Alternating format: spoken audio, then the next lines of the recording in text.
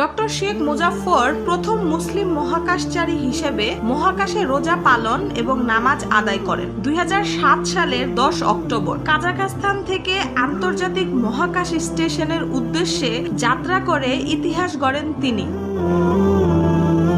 আন্তর্জাতিক মহাকাশ স্টেশন প্রতি 24 ঘন্টায় পৃথিবীকে 16 বার প্রদক্ষিণ করে, ফলে নামাজের সময় নির্ধারণ এবং কিবলার দিক নির্ণয় ছিল অত্যন্ত জটিল। এই সমস্যা সমাধানে মালয়েশিয়া সরকার 150 জন আলেম ও বিজ্ঞানী নিয়ে একটি বিশেষ নির্দেশিকা তৈরি করে।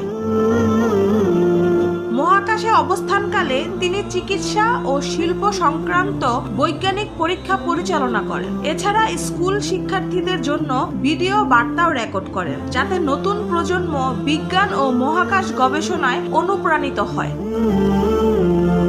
তিনি শুধু একজন অর্থোপেডিক সার্জন নন, তিনি মালয়েশিয়ার প্রথম মহাকাশচারী। 2007 সালের 21 অক্টোবর নিরাপদে পৃথিবীতে ফিরে আসেন তিনি। একজন চিকিৎসক থেকে মহাকাশচারী শেখ মুজাফফর আজও প্রমাণ করে চলেছেন, স্বপ্ন যদি আকাশ ছুঁতে চায় তবে সীমা কেবল পৃথিবী নয়।